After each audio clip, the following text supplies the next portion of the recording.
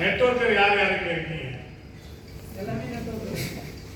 இல்ல ஒரு 10 பேர் கை தூக்கவே இல்லை. இதே தான் நம்ம வெளியே பண்ணிட்டு இருக்கோம். என்ன பிசினஸ் பண்றீங்க? நான் நெட்வொர்க் பண்றேன் அப்படின்னு எத்தனை பேர் சொல்றோம்? சொல்றது இல்லை. ஒரு பிசினஸ் பண்ணிட்டு இருக்கேன். சூப்பர் பிசினஸ் பண்ணிட்டு இருக்கேன். உங்க வீட்டுக்காரர் என்ன பண்றாரு? ஒரு பிசினஸ் பண்றாரு. கரெக்டா? நிறைய பேர் வீட்டுக்கு தெரியாம கூட நெட்வொர்க் பண்ணிட்டு இருக்காங்க. என்ன காரணம்? இந்த தொழிலுக்கு ஒரு அங்கீகாரம் இல்லை. இந்த தொழிலை சொன்னா இது ஒரு கேவலமான தொழில் அப்படி மக்கள் மனசுல பரப்பப்பட்டிருக்கு. அப்படிதான் மக்கள் மனசுல மக்கள் ஏற்றுக்கிட்டு இருக்காங்க. காரணம் என்னன்னா, சில மோசடி கம்பெனிகள் பண்ணதுனால ஒட்டுமொத்தமா நெட்வொர்க் மார்க்கெட்டிங் தொழிலுக்கே ஒரு கெட்ட பேர். கரெக்டா இல்லையா? யாரோ சில பைனான்ஸ் கம்பெனிகள் பண்ணது, இல்ல யாரோ சில பைனரி கம்பெனிகள், அதாவது ஏமாத்தணும் டேட் ஆஃப் பர்த் ரெண்டையும் நோட் பண்ணிட்டு தான் வந்து ஆரம்பிக்கிறாங்க. எத்தனை கோடி வந்தா கம்பெனி மூடலாம், எத்தனை கோடி வந்தா சாஃப்ட்வேரை க்ளோஸ் பண்ணலாம், எத்தனை கோடி வந்தா ஷட்டர் க்ளோஸ் பண்ணிட்டு போயிட்டே இருக்கலாம். உள்ள 2 கம்ப்யூட்டர் தான் இருக்கும், 4 சேர் இருக்கும், 2 டேபிள் இருக்கும். ஸோ ஆஃபீஸை க்ளோஸ் பண்ணிட்டு போயிட்டே இருப்பாங்க. பணம் போட்டவங்கலாம் அங்கே போய் நிற்பாங்க. அப்புறம் டிவியில் பேட்டி கொடுப்பாங்க. சொன்ன மாதிரி பொருளாதார கம்பெனியில் போய் கம்ப்ளைண்ட் கொடுக்க போனால் உங்களை யாருங்க பணம் போட சொன்னதுன்னு கேட்பாங்க. இதோட நம்ம போயிடுச்சு. இதெல்லாம் சேர்த்து நல்ல கம்பெனி, நல்ல ப்ராடக்ட் கம்பெனி பண்றவங்களுக்கு கூட இன்னைக்கு ஆதரவு இல்லாமல் இருக்குது. நல்ல ப்ராடக்ட் கம்பெனி பண்ணா, மெதுவா பண்ணா கூட நிறைய சம்பாதிக்க முடியும்.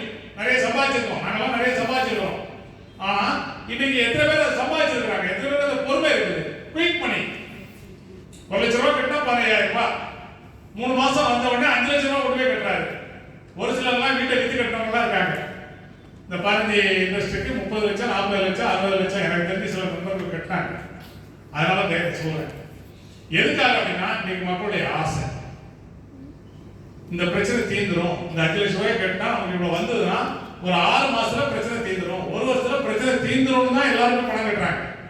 கடைசியில அது ஒரு புது பிரச்சனையை கொண்டு வருது.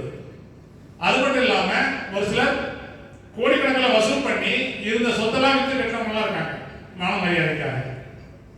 சில பேர் ஊரை விட்டு போயிட்டாங்க, சில பேர் உலகத்தை விட்டு போயிட்டாங்க இந்த பைனான்ஸ் கம்பெனி. ஆனா 2009 இருந்து ஒரு தனி மனிதன் இந்த நிதி நிறுவனத்துக்கு எதிராக போராடி அதுல ஏமாந்தவங்களுக்கு பணத்தையும் வாங்கி கொடுத்துருக்கிறாரு. அது மட்டும் இல்லாம நிறைய பிரச்சாரங்கள், நீங்க அங்க பாத்தீங்கன்னா அந்த போஸ்டர்லாம், அந்த போட்டோஸ் எல்லாம் தெரியும். அப்பத்துல அந்த பேப்பர்லாம் அந்த செய்தி பேப்பர்லாம் விளம்பரம் கொடுத்துருக்காங்க. போலி நிதி நிறுவனங்களை நம்பி ஏமாறாதீர்கள், மோசடி கம்பெனிகளை நம்பி ஏமாறாதீர்கள். இது மாதிரி நிறைய விளம்பரம் கொடுத்துருக்காங்க, நிறைய இடத்துல பிரச்சார கூட்டம் நடத்திருக்காங்க. ஆனா இப்ப நிறைய ஏமாந்தவங்களே வேற வேற கம்பெனில போய் ஏமாறாங்க. இந்த கம்பெனில ஏமாந்தா அடுத்த கம்பெனில முடிச்சிடலாம் அப்படின்னு அடுத்த கம்பெனில போய் ஏமாறாங்க. சோ இது எல்லாத்துக்குமே தீர்வு கிடைக்கணும்ன்றதுதான் இந்த 2026 எலெக்ஷன்ல நாம எடுத்திருக்கிற ஒரு முடிவு. ஒரு 3 கோரிக்கைகளுக்காக நாம இன்னைக்கு மனோகர் சார் தலைமையில ஒரு மிகச்சிறப்பா தமிழ்நாடு ஃபுல்லா ஏறக்குறைய 36வது மாவட்டம் இந்த ராணிப்பேட்டை, என்ன தென்காசி ஒரு மாவட்டம் பேலன்ஸ் இருக்கு. அடுத்தது சென்னையில ஒரு பிரம்மாண்டமான கூட்டம் ஏற்பாடாகிட்டு. எதுக்காக சொல்ல போறோம்? நம்மளாம் நெட்வொர்க் வந்து எப்போ சொல்ல போறோம்? இன்னைக்கு மலேசியால அதுக்கான சட்டம் இருக்கு. மலேசியால நெட்வொர்க் பண்றவனுக்கு தான் பொண்ணு கொடுக்கணும், வேலை செய்யறவங்க கூட பொண்ணு கொடுக்க மாட்டாங்க. நம்ம ஊர்ல நெட்வொர்க் பண்ணா வாடகைக்கு வீடு கூட கொடுக்க மாட்டாங்க. நான் நெட்வொர்க் பண்றேன்னா வாடகைக்கு வீடு கிடைக்காது, பொண்ணு எப்படி கிடைக்கும்? வாய்ப்பே இல்லை.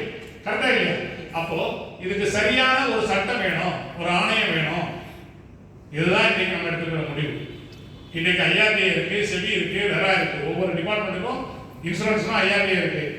இன்னைக்கு ரியல் எஸ்டேட்ல வெரா. இதெல்லாம் எதுக்காக கொடுத்துருக்காங்கன்னா, சரியான வடிவமைக்கப்பட்டு மக்கள் ஏமாறக்கூடாது, எந்த வகையிலையும் எதிரையும் போய் மக்கள் ஏமாற்றக்கூடாதுன்னா அந்த சட்டமாக கொடுத்துருக்காங்க. அப்ப நெட்வொர்க் மார்க்கெட்டிங், நெட்வொர்க் வந்து ஒரு புனிதமான தொழில். இன்னைக்கு அதிகமான மக்களை சம்பாதிக்க வைக்கிறது, நல்ல முறையில் சம்பாதிக்க வைக்கிற தொழில். ஆனா அதுல சில போலி கம்பெனிகள் வந்ததுனால இந்த புனிதமான தொழில் ஒரு ஃப்ராட் பிசினஸ் ஆகிடுச்சு.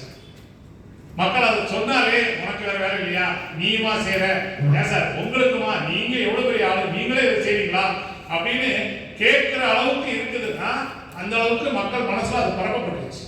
அப்போ ஒரு சட்டம் இருந்து சரியான முறையில் நாம இதை செஞ்சால் நம்ம சார் என்ன இருக்கீங்க நான் வந்து ஐஏஎஸ் ஐபிஎஸ் இல்லை என் பையன் ஐபிஎஸ், எங்கள் வீட்டுக்காரர் ஐபிஎஸ், இல்லை நான் டாக்டர், எங்கள் வீட்டுக்காரங்க டாக்டர் இப்படின்னு கெத்தா சொல்ற மாதிரி நான் நெட்வொர்க் பண்ணுறேன், நான் நெட்வொர்க்கர் அப்படின்னு சொல்ல ஒரு நிலமை வருமா வராது? ஏன்னா நெட்வொர்க்லாம் நிறைய சம்பாதிப்பாங்க, சம்பாதிச்சவங்க வெளியே சொல்ல முடியாது நான் நெட்வொர்க் பண்ணுறேன். அப்போ இந்த நிலைமைக்கு மாற்றணும்னா நிச்சயமா நமக்காக ஒரு சட்டம் வேணுமா வேண்டாமா? சட்டம் வேணுமா வேண்டாமா? வேணும். இன்னைக்கு நிறைய பேர் இந்த கூட்டத்துக்கு கூட்டுறதை விட என்ன புதுசா ஏதோ ஒரு கான்செப்ட் சொல்ல போறாங்க போகுது அப்படின்ற எண்ணத்துல சில பேர் வந்திருப்பீங்க. இல்ல வேற வழி இல்ல சார், கூப்பிடுறான் போய் கேட்டு நம்ம சேரக்கூடாது அப்படின்ற முடிவெடுத்து வந்திருப்பீங்க. ஆனா இங்க யாரு நம்ம எல்லாருமே நெட்வொர்க்கர், ஆனா யாருமே இந்த கம்பெனிக்கு நம்ம இங்க ஆள் கூட்ட வரல, ஆள் பிடிக்க வரல. இது முழுக்க முழுக்க நம்ம எல்லாரும் சேர்ந்து நம்ம தொழிலுக்கான பாதுகாப்பை உருவாக்குறதுக்காக தான் இங்க கூடியிருக்கோம். நம்ம தொழிலுக்கான பாதுகாப்பு வேணுமா வேண்டாமா? அடுத்தது நிதி நிறுவனங்கள்ல ஏமாந்தவங்களும் சில பேர் இருக்கீங்க. சில பேரா பல பேரான உங்களுக்கு தான் தெரியும். கரெக்டா இல்லையா? எல்லாருமே அதுல மாட்டிருக்கோம்.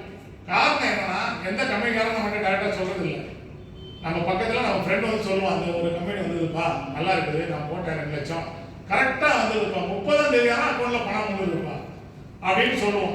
அது நம்ம கொஞ்சம் அப்படியே கொஞ்சம் கொஞ்சமா அப்படியே வீட்டுல யோசிப்போம். சரி எதுலயோ போட்டோம், இதுலயும் ஒரு 2 லட்சத்தை போடுவோம் அப்படின்னு அவரை கூப்பிட்டு போடுவோம். அது ஒரு 3 மாசம் வரும். அப்புறம் அவருக்கே தெரியாம ஒரு 5 லட்சத்தை வெட்டு வந்துடும்.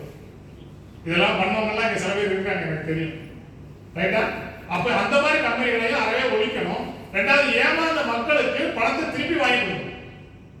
நான் சொன்னாங்க இல்லையா, கலைமகள் சபா, கலைமகள் சபால நிறைய சொத்துக்களை கவர்மெண்ட் எடுத்து வச்சு, பிஎஸ்சிஎல்ல நிறைய சொத்துக்களை கம்பெனி கவர்மெண்ட் எடுத்து, ஆனா அதை பிரிச்சு கொடுக்க மாட்டேன்றாங்க மக்களுக்கு. அப்போ அதுக்கு சரியான ஒரு குறிப்பிட்ட காலத்துக்குள்ள ஒரு நீதிபதி தலைமையில ஒரு விசாரணை கமிஷன் வச்சு அதை கொடுக்கணும்ன்ற ஒரு சட்டம் இருந்தால், ஒரு சரியான தீர்ப்பு வந்தால் நமக்கு அது சாதகமா இருக்குமா இருக்காது. அப்போ அதை செயல்படுத்துறது